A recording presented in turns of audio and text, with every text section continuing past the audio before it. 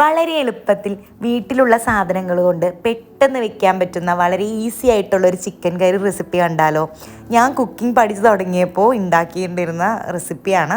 അപ്പോൾ കുക്കിംഗ് പഠിച്ച് തുടങ്ങുന്നവർക്ക് ചെയ്യാൻ പറ്റിയൊരു ഈസി റെസിപ്പിയാണ്. അതിനായിട്ട് 1.5 കിലോ ചിക്കൻ, 4 വലിയ സവാള, 2 വലിയ തക്കാളി പേസ്റ്റ്, ഇഞ്ചി വെളുത്തുള്ളി പച്ചമുളക് പേസ്റ്റ്, പിന്നെ മസാലകൾ കുറച്ച് മസാലകൾ മതി. 4 വലിയ ടേബിൾ സ്പൂൺ മല്ലിപ്പൊടി, 2 ടേബിൾ സ്പൂൺ മുളക് പൊടി, 2 ടീസ്പൂൺ ഗരം മസാല, 1 ടീസ്പൂൺ മഞ്ഞൾപ്പൊടി. ഇത്ര മതി നമുക്ക് ചിക്കൻ കറി ഉണ്ടാക്കാനായിട്ട്, ഈസി ചിക്കൻ കറി. അപ്പോൾ ഒരു പാൻ ചൂടാക്കുക. ചൂടായ പാനിലേക്ക് നല്ല വെളിച്ചെണ്ണ ഒഴിച്ചു കൊടുക്കുക. എന്നിട്ട് നമ്മളുടെ ഇഞ്ചി വെളുത്തുള്ളി പേസ്റ്റ് ഒന്നിട്ട് വഴറ്റുക. ഒരു മണം മാറുന്ന വരെ ഒന്ന് വഴറ്റി കൊടുക്കുക. അതിനുശേഷം നമുക്ക് നമ്മൾ അരിഞ്ഞു വെച്ചിരിക്കുന്ന സവാള 4 മുഴുവൻ ഇട്ട് കൊടുക്കുക.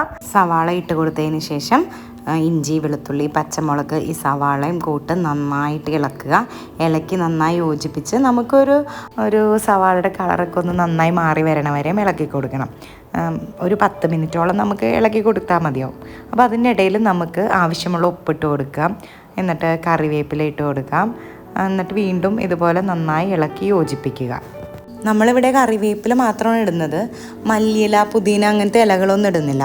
മല്ലിയില ഇട്ടാൽ നല്ലതായിരിക്കും, കുറച്ചുകൂടെ ടേസ്റ്റ് ഉണ്ടാവും. പക്ഷേ നമ്മളിവിടെ ഇടുന്നില്ല. എന്നിട്ട് കുറച്ച് കഴിയുമ്പോൾ തന്നെ സവാള നന്നായിട്ട് വാടിക്കിട്ടും. സവാള നന്നായി വാടി സോഫ്റ്റായി വന്ന് നല്ല രീതിയിൽ പാകമായി കഴിയുമ്പോഴാണ് നമ്മൾ നമ്മുടെ പൊടികളൊക്കെ ഇട്ട് കൊടുക്കുന്നത്.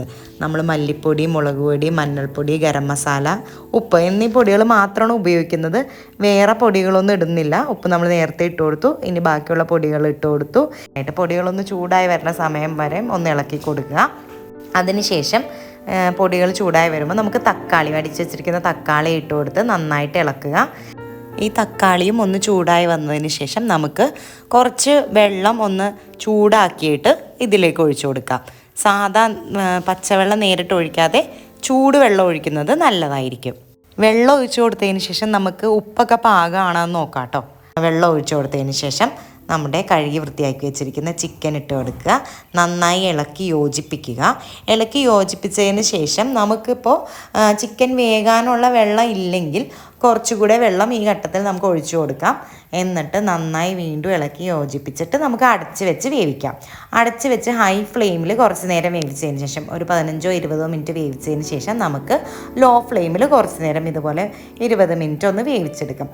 ലോ ഫ്ലെയിമിൽ വെച്ചേക്കാണെങ്കിൽ നമുക്ക് ഇടയ്ക്കിടയ്ക്കൊന്ന് ചിക്കൻ കറി ഇളക്കി കൊടുക്കണം. അങ്ങനെ ലോ ഫ്ലെയിമിൽ വെച്ച് 10-20 മിനിറ്റ് കഴിയുമ്പോഴത്തേക്കും ചിക്കൻ കറി കുറുകി വരാൻ തുടങ്ങും. അങ്ങനെ കുറുകി വന്ന് ഈ പരുവത്തിലാകുമ്പോഴത്തേക്കും നമുക്ക് ഓഫ് ചെയ്യാം. മുകളിൽ നമ്മുടെ എണ്ണയൊക്കെ തെളിഞ്ഞ് കാണുന്ന രീതിയിലാകുമ്പോഴത്തേക്കും നമുക്ക് ഓഫ് ചെയ്തിട്ട് ചപ്പാത്തിയുടെയോ ചോറിൻ്റെയോ നെയ്ച്ചോറിൻ്റെയോ ഒക്കെ കൂടെ നമുക്കിത് കഴിക്കാവുന്നതാണ്. സൂപ്പർ ടേസ്റ്റിയാണ്. ഞാൻ കല്യാണം കഴിഞ്ഞ് ചെന്ന വീട്ടിൽ എനിക്ക് ഭയങ്കര സുഖമായിരുന്നു. അങ്ങനെ ജോലിയൊന്നും അധികം എടുക്കേണ്ടി വന്നിട്ടില്ല. കുക്കിങ്ങൊന്നും അങ്ങനെ ഞാൻ ചെയ്യാറൊന്നുമില്ല. കാരണം വീട്ടിൽ ഉമ്മച്ചിയും അതെ വാപ്പിച്ചും അതെ നന്നായിട്ട് കുക്ക് ചെയ്യും.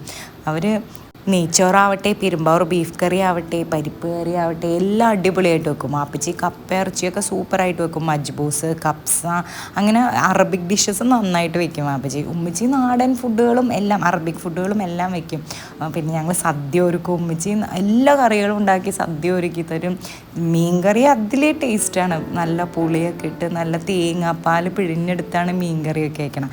അപ്പോൾ എനിക്ക് അങ്ങനെ അധികം പണിയൊന്നും എടുക്കേണ്ടി വന്നിട്ടില്ല ഇവിടെ വന്നിട്ട്. അപ്പം ഞാൻ ഇടയ്ക്ക് എന്തെങ്കിലും കുക്ക് ചെയ്യുന്നുണ്ടെങ്കിൽ ഇങ്ങനെ ചിക്കൻ കറിയോ ബീഫ് കറിയോ അതൊക്കെയാണ് വെക്കാൻ ശ്രമിക്കാറ്. എല്ലാം ഇവിടെ വന്നിട്ട് ഉമ്മച്ചിയുടെ വാപ്പച്ചിയുടെയും കണ്ടാണ് പഠിച്ചേക്കണത്. വീട്ടിൽ നിന്നും ഞാൻ എന്തെങ്കിലുമൊക്കെ കുക്ക് ചെയ്യുമായിരുന്നു. എന്നാലും അധികവും കുക്ക് ചെയ്യാൻ തുടങ്ങിയത് കല്യാണം കഴിഞ്ഞ് ഇവിടെ വന്നതിന് ശേഷം ഇവരുടെ കണ്ട് പഠിച്ചിട്ട് ഇങ്ങനെ കുക്ക് ചെയ്യും. അപ്പോൾ എനിക്കും ഓരോ ഐഡിയാസൊക്കെ ഇവരിൽ നിന്നാണ് കിട്ടിയേക്കണത്. എൻ്റെ ഉമ്മച്ചിയും നല്ലൊരു കുക്കാണ്. അങ്ങനെ ഞാൻ ഉമ്മച്ചിയുടെ നിന്ന് ഇങ്ങനെ പലഹാരങ്ങളൊക്കെ ഉണ്ടാക്കാൻ പഠിച്ചിട്ടുണ്ട്. കട്ട്ലേറ്റ്, സമൂസ അങ്ങനെയൊക്കെ പഠിച്ചിട്ടുണ്ട്. ബാക്കി ബിരിയാണി ചിക്കൻ കറിയൊക്കെ വെക്കാനായിട്ട് ഇവിടെ വന്നിട്ടാണ് പഠിച്ചേക്കണത്, കല്യാണം കഴിഞ്ഞ അടുത്ത് വന്നിട്ട്.